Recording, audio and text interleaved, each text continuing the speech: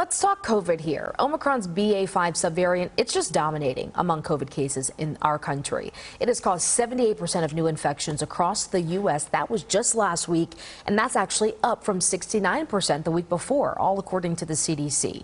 The rise in the subvariant in the last 3 months is why health officials tonight are warning all of us to pay attention to COVID levels in our respective areas. Now, the latest COVID wave, it's got some North Texas institutions changing their stance when it comes to masking. Yeah, UT Dallas announcing this week, in fact, that it was strongly encouraging mask wearing indoors again. CBS 11's Brooke Rogers is going to tell us what factored into this decision and whether other schools are planning to do the same thing.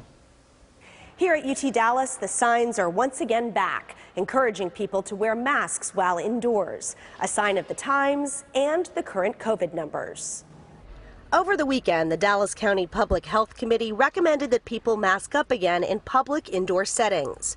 Dr. Rafael Martin, the Vice President and Chief of Staff at UT Dallas, says that factored into the decision to strongly encourage indoor masking again. They started putting signs at entrances to campus buildings and should have all signs up by the end of the week.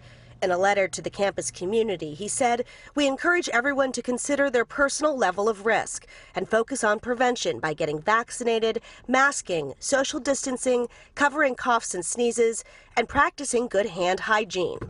He also encouraged vaccines and boosters and reminded the community that a third round of free at-home tests are available. We're not an isolated institution. We're in the heart of the Metroplex. Many of our students are commuter students, we can't control their interactions or the interactions of our faculty and staff outside the university. The steps that we have taken have been to try to minimize the risk of contracting COVID-19 on campus and to keep all of our community members as safe as possible. He also says UTD students can expect to see more signs like this one in public places as it gets closer to the fall semester starting next month. In Richardson, Brooke Rogers, CBS 11 News.